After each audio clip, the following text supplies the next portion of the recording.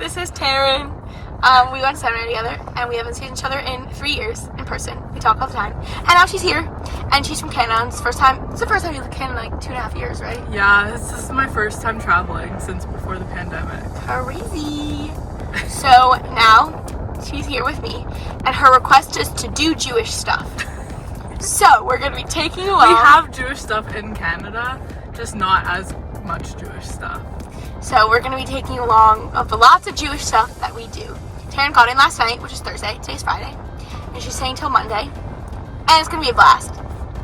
Obviously, the first thing that we had to do was eat. We went to a bakery called Patisse, and Taryn and I talked about this. The nice thing about Patisse is you can't really tell it's a kosher place. What I mean by that, it's like actually nice inside and like trendy and cute, and so many kosher places just like feel Jewish. It's hard to articulate, but this place is super cute and really yummy. Next, we obviously had to go to the sneeze store, and Taryn found the perfect shirt and bought it in a bunch of different colors. We went to get Shabbos takeout food at one of the kosher grocery stores near me, and we got really good food. The Shabbos classics, we got sesame chicken. It was really good. And as a bit of a snack, we got this yummy sushi thing. Then, obviously, the Canadian, we had to go to Trader Joe's and got lots of awesome snacks. On Sunday, we went to the Israel Parade in Manhattan, which is the biggest parade of support for Israel outside of Israel. It was really cool. My first time going. The day was really, really warm, but it was a lot of fun. We saw a lot of schools march, and we ended up marching also, which was a lot of fun. We're at Krispy Kreme. Woohoo! The one by me is kosher, so that's really exciting. And have you had Krispy Kreme? I don't remember. No, you told I've never me. had Krispy Kreme. So exciting. I'm really excited. It's so good. It's so good.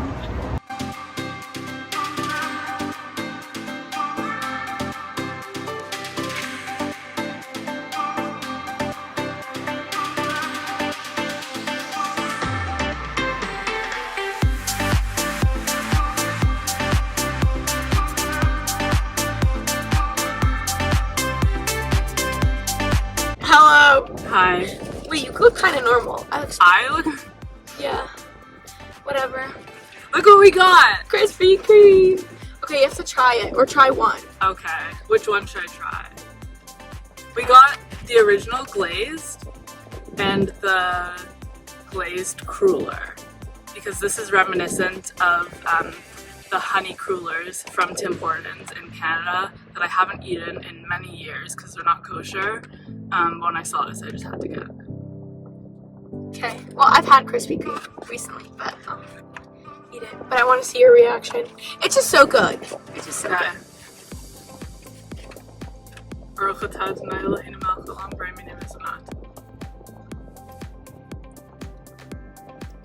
It's so good.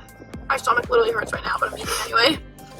My hat's falling off. This is really good. It's so doughy. It's so sugary.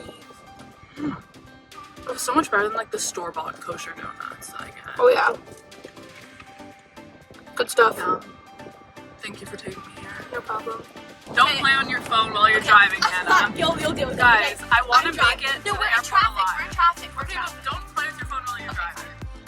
I'm driving to the airport, and we didn't really have time to film as much as we wanted to this weekend, so we're gonna do that now. Then we're gonna in traffic. Can I introduce? Yeah, please. Okay, so there are many Canadian snacks that you can only get in Canada, or at least you can get in Canada and not the US. I don't know if you can find them other places, but I brought a few for Hannah to try. So we're gonna do ketchup chips, which are Smells like ketchup. they're incredible. Hannah thinks they're gross. Taryn put ketchup on her mac and cheese the other day. I don't like ketchup that much.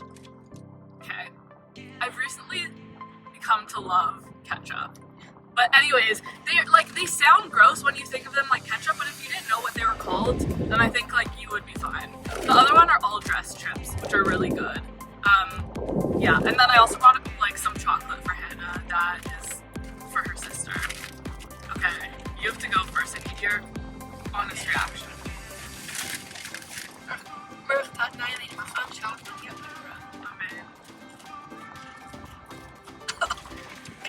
What? They're so good. The aftertaste is better. I love ketchup chips. It tastes like ketchup. Okay. They don't finish the chip. The chip? Not the bag. No, I told my mom I'd save some for her. Okay, I love ketchup chips. You try.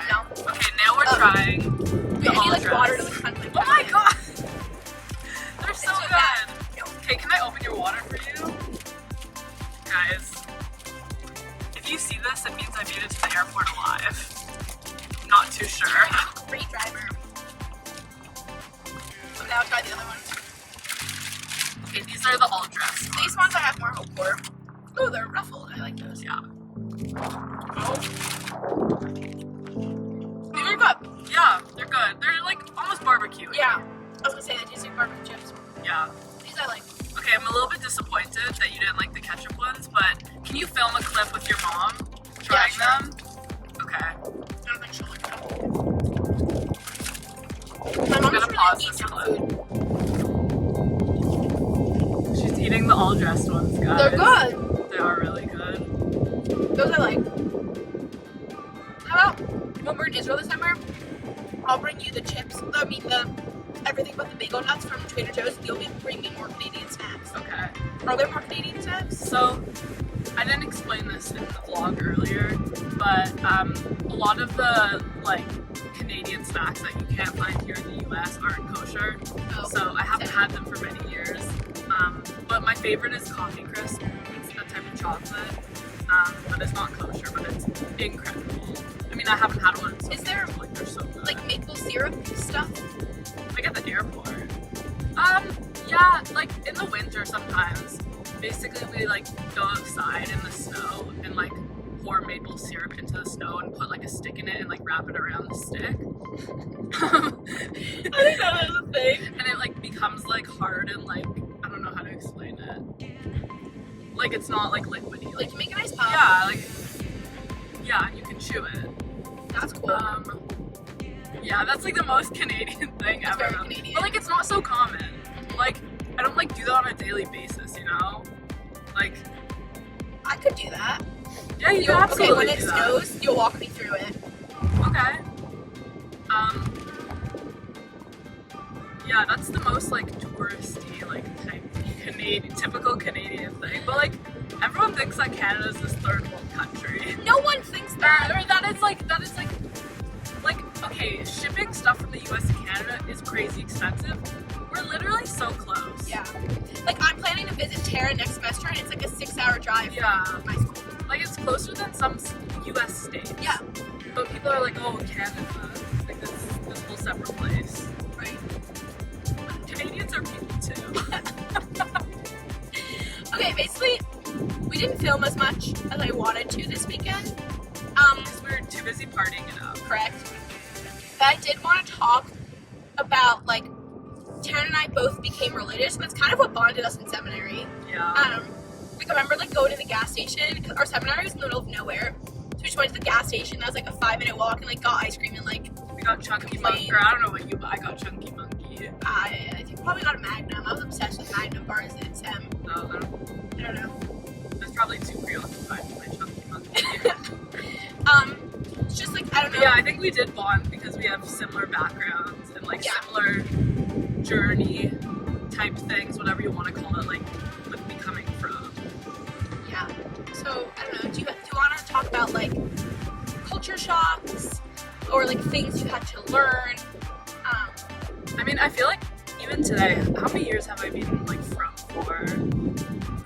4, 5, maybe like 5.5. I still feel like I'm like adjusting and like I still have culture shocks a lot of the time. Like I don't feel like I've adjusted yet to like the language of frum communities. Like I didn't grow up in a frum household, and I went to public school for high school. So like even now, like I know what a lot of things mean, like what a lot of like Yiddish terms mean, but like they're not natural for me to use in my everyday language. Right. Well, do you think it's because it's a smaller frum community, like, at McMaster? Yeah, so I go to McMaster University, which is about an hour outside of Toronto. And recently, over the last couple of years, it's become like a really incredible place for frum students. But we have a really small community. Like there's maybe 20 of us that are frum. And that's like big for us. Like next year we have 7 girls from seminary coming from Israel. And that's like absolutely huge. Wait, what was your question? I don't know. I just feel like I've been able to, like, adjust to the language, and, like, definitely like the Jewish jargon and like add it to my Right. vernacular.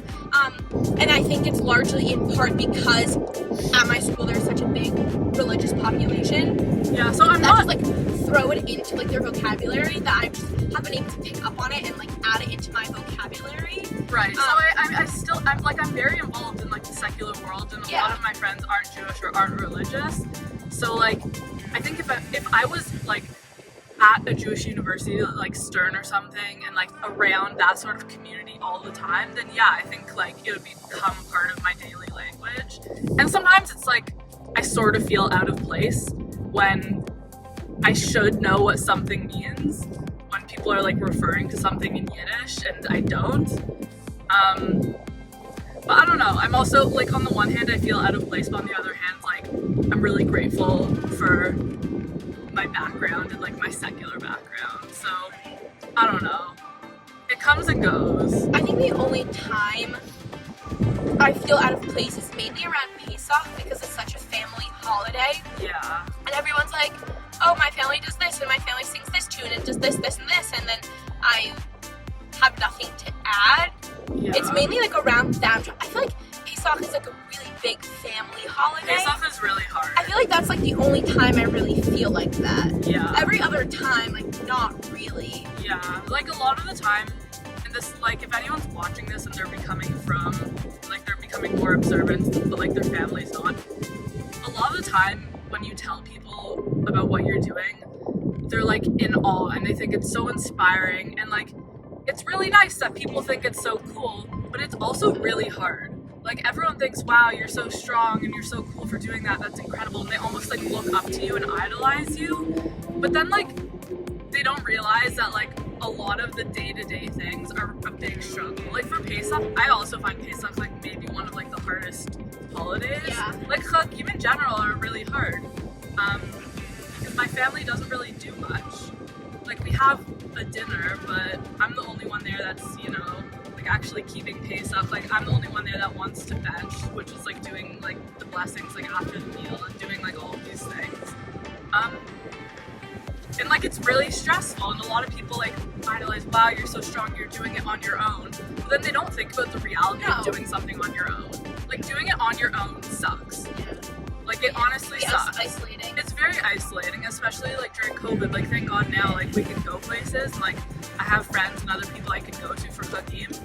But like it's really hard, and like people don't realize that when they're just like praising you for doing it on your own. Yeah.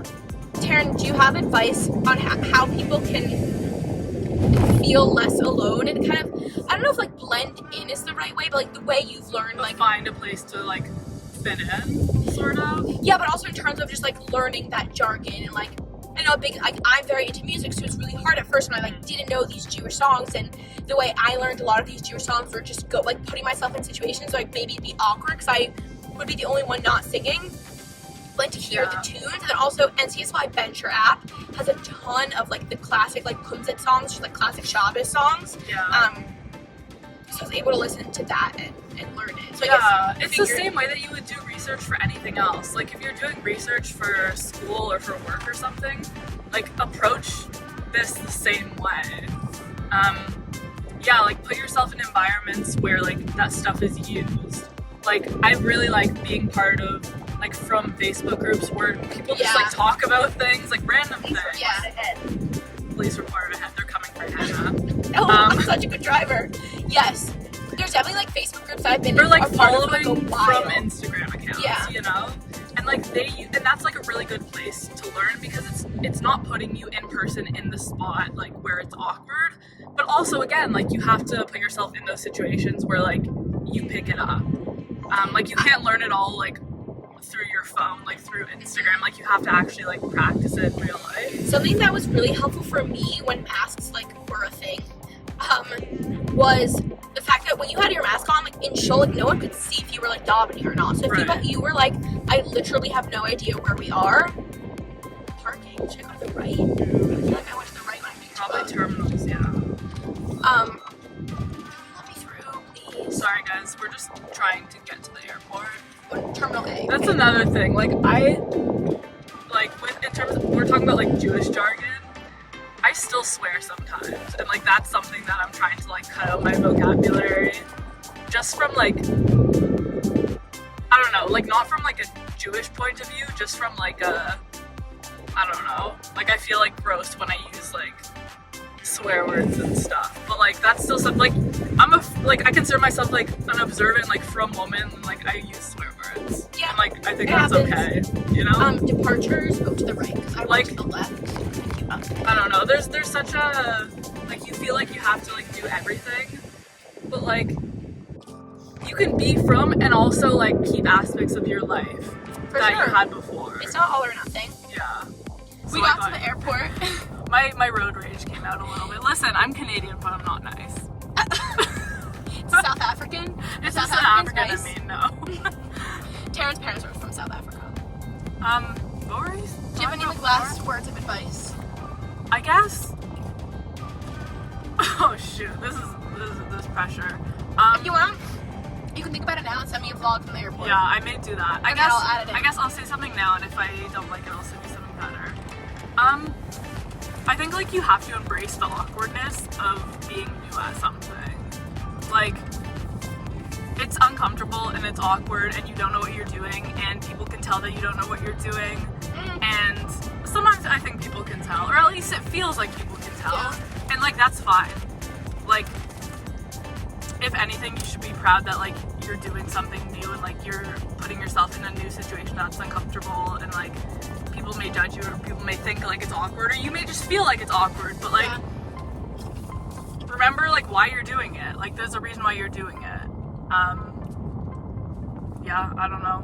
I've been told a lot that I blend in really well. You do blend in really well. And like people have no idea that I didn't grow up religious. Yeah. Like the two girls we ran into in the store, we were at Northern Rock earlier, and we ran into like two of my friends from school, and they had no idea that I lived in a Jewish area. Because when people ask me where I'm from, I tell them, but I didn't move to Teaneck till right after SEM, so I don't say I'm from Teaneck because I'm not from Teaneck.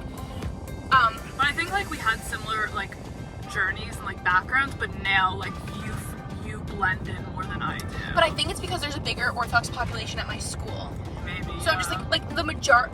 Yeah, as school people. The vast I majority blend in of my more. friends are Orthodox. It's just like there's so many Jews in Binghamton. That's just like the majority of my social life. Yeah. So I think I'm surrounded by that more. So Yeah. I pick that up more in my. So at McMaster, vernacular. people I think I'm like I was raised religious more. Also because people don't know me.